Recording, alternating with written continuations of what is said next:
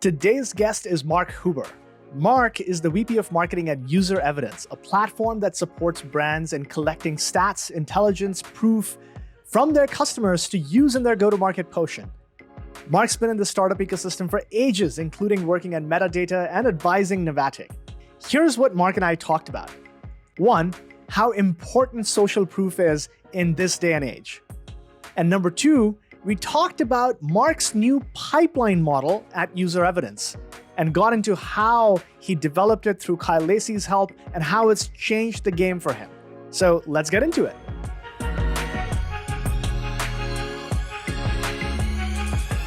Yeah, thanks for doing this, Mark. I'm super excited to have you here. We've known each other for a few months now, right? We met on LinkedIn or through some pitch competition, and then I followed your journey. Super excited to see what you're up to at UserEvidence. So we're going to talk a little bit about that. But I have a fun question for you right off the bat. So you started in consulting, right? Oh God, yes. Yes, I'm going to take you back there. Similar to you, actually, I started in consulting as well, and I had my share of fun stories. So tell me about a fun story from your Accenture days, if you're allowed to say the name. I'm going to say one of the first thing that came to mind, just in terms of funny now, but horror stories in the moment. So I was on a project with it was like a pharma life sciences company out in Boston. So like a big one. And I was probably within, 6 months of starting. So, even more of a baby face than I am today, and, still trying to have the right work ethic and show up well, yada, yada, yada. But you don't really know anything like 6 months into working, at all, let alone in consulting. And I just used a PowerPoint template that was given to me by the client. And I thought that was fine and I would keep using it. And the managing director that was assigned to the project basically reamed me out because that client had given us a PowerPoint template that was created by a previous consulting firm. And it still showed up in the properties. And I had no idea that it said author of like another big consulting group. And I was mortified when it happened. Oh my God, that is hilarious. That is way more chill than my fun and horror stories, but I will reserve them for another time. That's awesome. So you've gone from consulting to ops to PMM to brand to growth to now running the whole shop, which is, was that by design or did that just happen? So I'll tell you what my usual answer is to that question. And it really just comes up whenever someone asks me in conversation, because if you judge my LinkedIn profile at surface level, you'll probably think to yourself, this guy has no idea what he wants to do. Why is he doing all of these things? And I'll tell you that it's all been very intentional by like my own perspective. It hasn't necessarily followed like the exact progression that I thought that it would, but I never wanted to get an MBA specifically for what I wanted to do in the marketing world. I always knew that I wanted to get into marketing, fell in love with B2B marketing like a weirdo. And then from there, I wanted to do stints in all these different functions so that I had experience in all of these different areas, so it could really round out my thinking of what a solid, high-performing B2B marketing org looks like. And some stints have been longer than others. A lot of it, I think, has to relate to, maybe I didn't love consulting from the jump. We can maybe get into that more later, but I love the variety that came with it. And I love how many different facets there are of B2B marketing. No, it's very similar to sort of my own journey. And I feel you on wanting to see how all the pieces fit together. And I think there's an intellectual curiosity to that, and it makes you a better sort of leader, right? So it makes a lot of sense. One of the things that I enjoy a lot is seeing a whole bunch of different customers. I get so much energy from figuring out, oh, that's how that consumer tech works. That's how that, SaaS app works. That's how D2C works. It's wonderful to be able to learn from different business models, different go-to-markets, which is awesome. Okay, so you're now at UserEvidence, and I love that name, by the way. It aligns so wonderfully with the purpose and the mission of this podcast, right? We're talking about evidence. We're talking about how you use scientific principles in marketing. So talk to me about, was that a conscious choice on the founder's part, like that name, UserEvidence, or did they just like, do you know what the backstory is on the naming? So I know some of it. I'm going to get you a better answer for the show notes after this. But from what I do know, and I don't think Evan will get too mad if I say this publicly, I don't think they can take nearly as much credit as you position the name of like intentionality of why they named it. I think it just came to them and it followed a similar format to the previous company. Now I'll fact check myself on that afterwards, but yeah, it's kind of a funny story. I dig the name myself. It's very straightforward to the point, and it supports what we're doing at the end of the day. But I don't think Evan would say that, it just came to him and was like, this is the company name, we're going with it. Got it. Now, I'm a big believer in, social proof. I think it makes it's the golden rule of all marketing. And I think you all are doing a great job in sort of evangelizing it. But tell me from your perspective and from the company's perspective, why does it matter? Like, why should everyone have user evidence in their marketing? So it was one of the things that I worked on. I've been at UserEvidence for, I think, coming up on 8-ish months now, but it was one of the first things that I worked on with Evan last summer when I had joined, was just, a quick down and dirty strategic narrative. And let's figure out, what, we want to tell the market.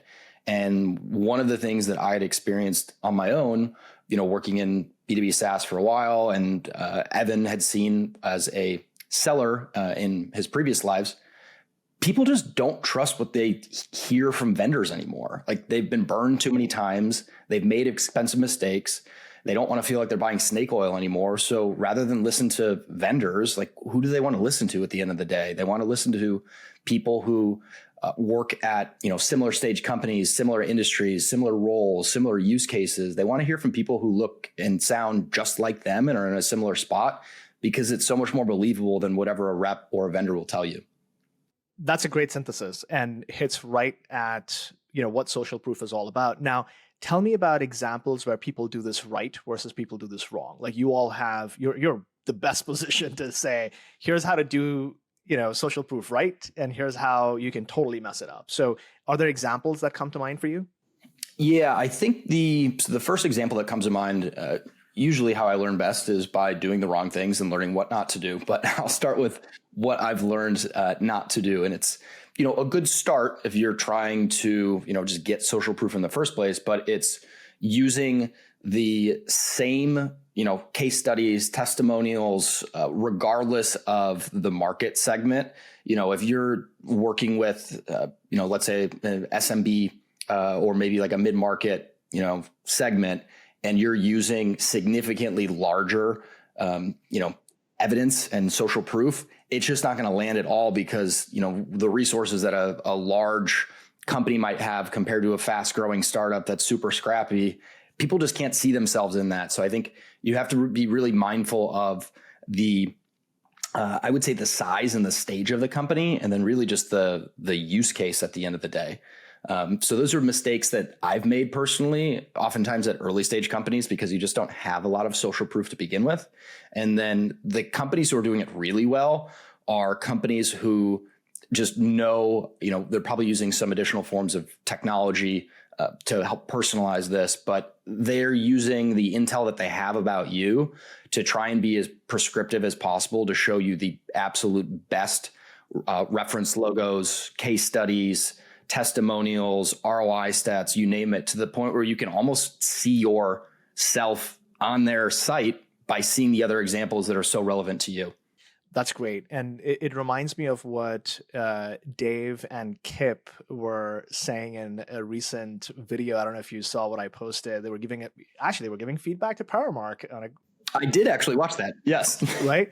And they said the same thing. They were like, hey, you got to tell the story of your ideal customer, because if you do that, then, you don't really need to call out your ICP in that way. And the point is very similar to what you're talking about. Have your prospect almost place themselves on your website. And that makes for a really compelling story. Very cool. Okay. So that is a good segue into my next set of questions, which are actually inspired by what you and Kyle Lacey from Jellyfish were talking about, this whole idea of a full pipeline model. And it intrigued me because, obviously we're in the marketing measurement space. We talk about this all the time of how do you break down your business into a, step-by-step process, and how do you then evaluate the different ways in which the inputs and the outputs work together. So give me a sense of, at an early stage startup, right? You all are what, like 40, 50 people, maybe smaller than that? Smaller than that. I think we're in like the low 30s right now. I should know the exact number, but I would guess like 32. Let's go with Cool. that. Okay. And yeah, so early stage, starting to scale out, go to market. How did you go about that pipeline model? Like what was the motivation behind having that conversation in the first place? So I'm laughing because I've been at this for a couple months now, and the original light bulb moment was when I've been meeting with Kyle. He's amazing on so many levels, weekly for a couple months now. And one of the first things that he had pushed me on was, all right, let's see the pipeline model. And he is one of the, I'd say, most vocal, I would say, people that I know and see on LinkedIn who, thinks that marketing should have a pipeline model for themselves, but also the entire revenue team. So what I thought was a pipeline model was a spreadsheet that I'd pulled up that was built by Evan and Ray, the two co-founders. And it had headcount in there. It had revenue targets for new business and renewals and a couple other inputs. And I pulled it up pretty confidently with Kyle on that call. And I was like, oh, yeah, here's the revenue model. And he shook his head. We don't record our calls, but he shook his head. I was like, this isn't a revenue model. I was like, all right, well, like what is it? And he's like, all right, well, he kind of walks me through everything. So we, have only been in business for, I would say, coming up on 4 years, I think in June. And relative to where we are right now, most companies don't have this sort of thing. So what Kyle and I had been working on was, all right, there are certain things that you can do to own marketing reporting and how you're projecting where you're going to, finish at in a given quarter, how that's going to roll up to new business number, yada, yada, yada, the drill. But then what I was not expecting from him, and I forever indebted to him for sharing this with me, was don't just own the marketing side of it, like own all of it, because that is the best way for you to get a seat at the table. So I had no idea what I was doing, but I started working with him closely on this. And, it's been an eye-opening experience for me. And if anything, it's just given the entire revenue team a North Star to work towards so that you actually know where the goalposts are, how you're pacing, how much time has passed in a given quarter, where you're at relative to the goal, to avoid that, end of quarter, let's say last couple week, oh shit moment where you're like, oh wait, we don't have enough pipeline and our sales cycle is too long. So even if we did create pipeline today, it's not going to show an impact in this model until, 2, 3, 4 months from now, depending on what your sales cycle is. Fantastic. And I think that's very similar to how we think about, marketing measurement. Is you have to look at the whole pipeline number, the whole, sales number. And the reason for that is, given how much we know about marketing measurement and how much sort of gets unmeasured or it's hard to measure, you have to see where your full trend line is going. Because if you don't keep your eye on that, who cares what's marketing sourced? Who cares what's sales sourced? Who cares what's partner sourced if you don't hit the total number, right? And so understanding where that number is pacing is critical. Okay, so was this sort of more of a, you discovered it as you were working with Kyle, or were there like specific problems that you were trying to solve going into that conversation? Yeah, so I would say I'll give you a quick little history lesson on my time at UserEvidence. So I started in July, and from July until, well, it's a funny story within a story. I'll tell it quick. In my final interview presentation with Evan and Ray last May, it was a working session of, hey, assume you get the gig, what are you doing for the first 6 to 12 months? And I was like, all right, spent a lot of time on it, was excited to do it. The first slide in my presentation was, here are the 3 things that we're not going to do. And here's why. And the 3 things were do a rebrand, redo the website, and spend money on paid ads. And Evan said, Mark, I love that you're saying this, but I got to tell you something. we just closed our Series A and we need to announce the A round at the end of the summer. So we're going to have to try and look our best part to get ready for that announcement. So I share that because my first couple months, I think it was like 6 or 7 weeks that I was able to knock out like a very bare bones MVP website redesign that included new positioning, new messaging, new branding, you name it. It was crazy. But I didn't really have any data to go off of until I would say probably mid-October to early November. We implemented another tool called Revenue Hero to help with scheduling and routing. So for me, I was flying a little blind because I didn't have any historical data to go off of and model off of, really. So from November onwards, what we were trying to do is just start to capture more data so we can get some sense of, what a baseline might look like. And then once we had, enough directional data, because, it's never perfect, then it was like, all right, well, now we can start to do something with this data and figure out how are we going to set, quarterly opportunity pipeline and revenue targets based on historicals, but also accounting for, growth quarter over quarter. Fantastic. Okay, so now you're getting really crisp about you had to kind of set the baseline, and that was challenging because you had to kind of redo the whole thing, given you were sort of rebranding, relaunching after the Series A. So what were the inputs at the end of the day in your model? So how did you kind of break out the structure? And this is hopefully going to be super helpful for other folks who are at that stage, right? Series A, Series B, and starting to kind of think about this modeling.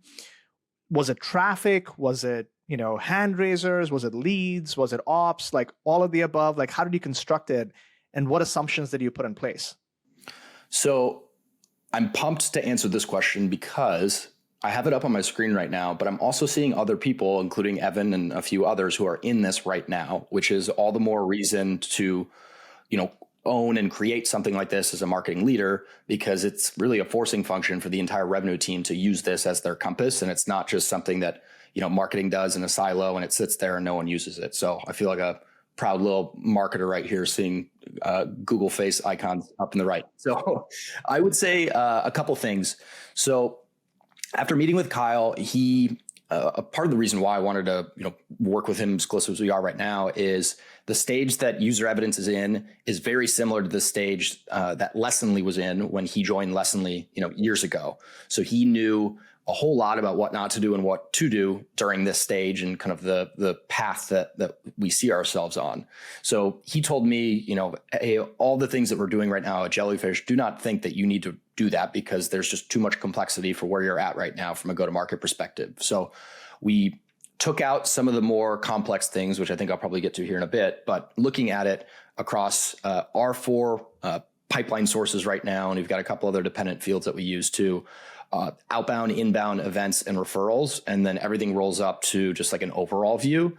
And then at each channel, we're looking at sourced ops, a source pipeline dollar target, win rate by pipeline source, ACV by pipeline source, and then also looking at what the new bookings target would be for that pipeline source as well. And all of the inputs are a little bit different based on the channel.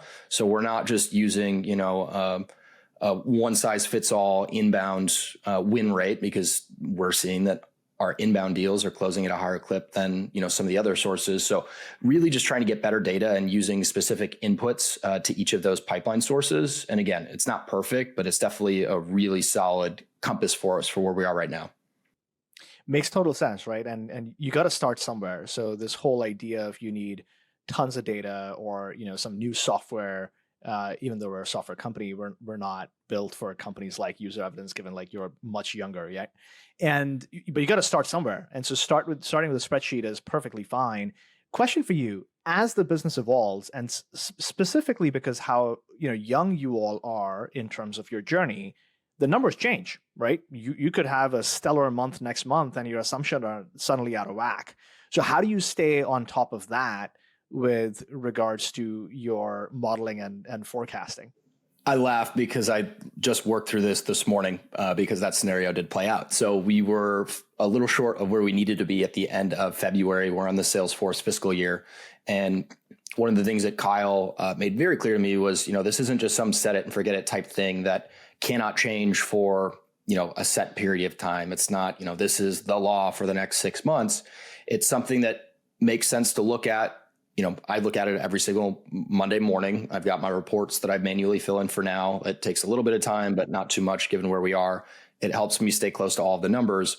But looking at it potentially monthly and definitely quarterly to see how it needs to be adjusted is absolutely encouraged, so that it kind of ebbs and flows and stays close to where you are. Because if you're, let's just say worst case scenario, you have a really bad first month of the quarter and you really get behind of where you need to be, if you're just completely shooting for an unrealistic target from the jump, like it's kind of demoralizing, because then you see that what you're doing is not even going to make a dent in the original number. So it's all about kind of looking at the health of the pipeline, seeing where you are right now, and being honest and realistic about, what the gap is and what you're going to do to close that gap.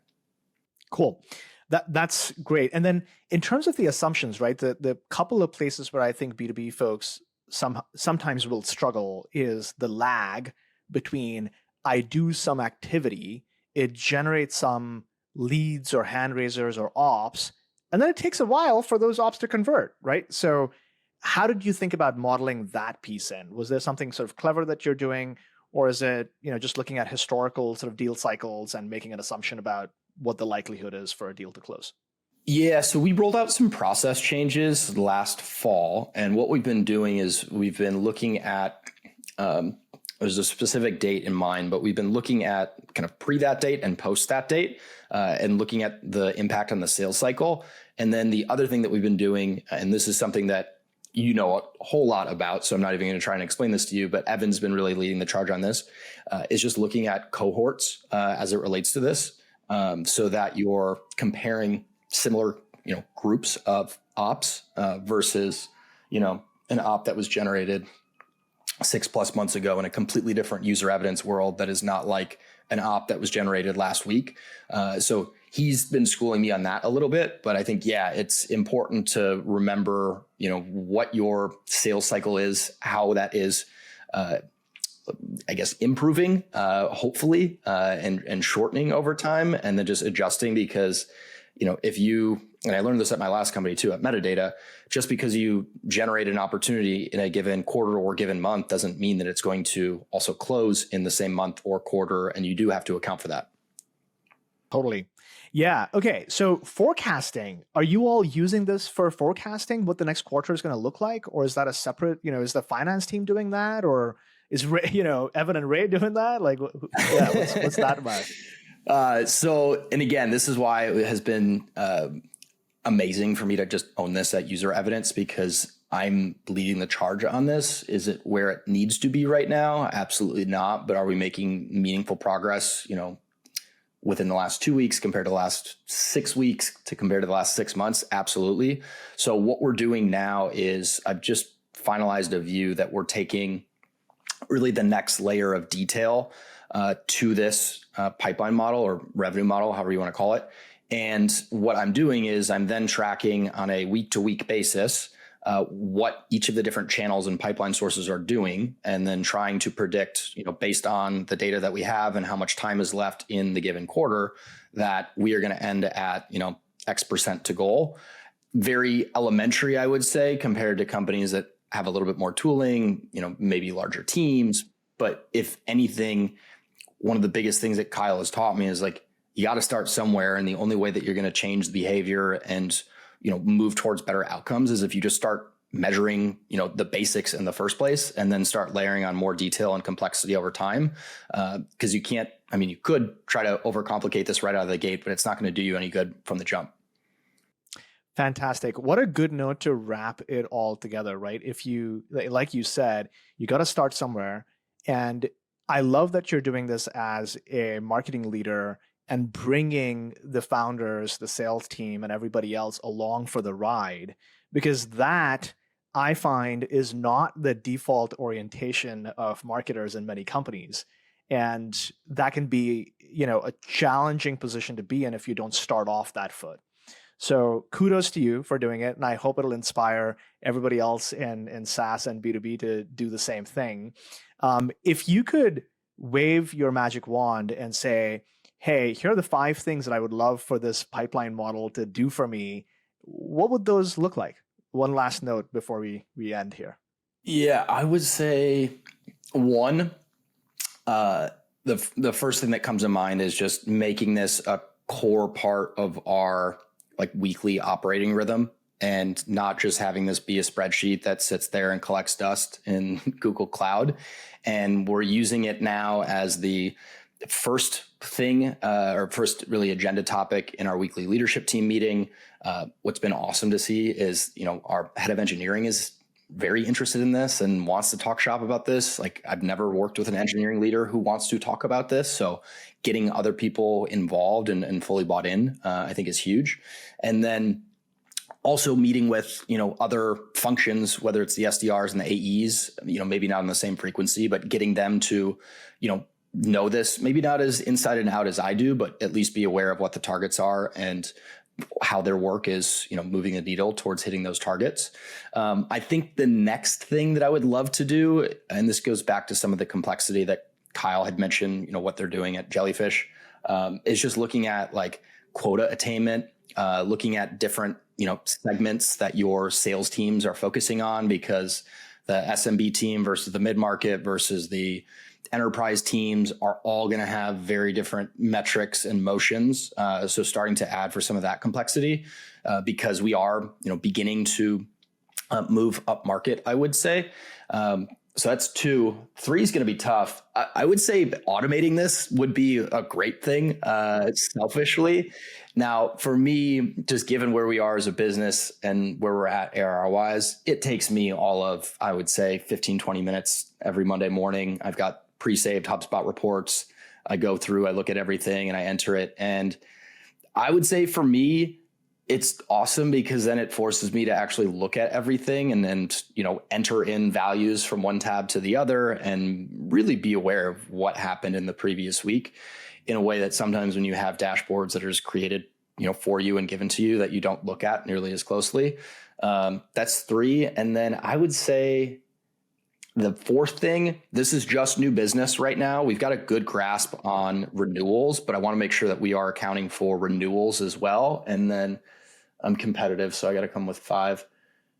I would say the formatting it's good for where we're at right now. I just think it can be a little bit better. That's maybe a cop out, but I at least gave you 5 decent ones. That's great. No, that's an amazing list. My team will be listening in for, how we are building Paramark and taking notes. This is awesome. Mark, thank you for coming on. Is there something people can do to help you with UserEvidence, or, any shout outs you want to give out, like anything for our audience?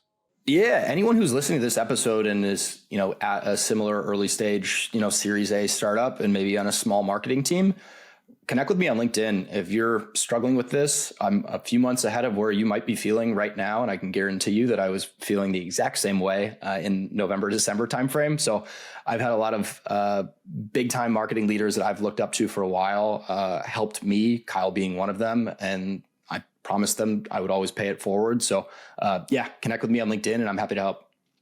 That's awesome. Thank you, Mark. So everyone go look up Mark Huber on LinkedIn. He's hard to miss and always dropping some awesome advice. Thank you, Mark. And we'll do this again in a few months as things mature at both Paramark and at UserEvidence. So excited for that. This was awesome. Thank you. Well, there you go, folks. That was Mark, VP of Marketing at UserEvidence. We'll have many more fun and insightful conversations, so tune in again next week. See you then.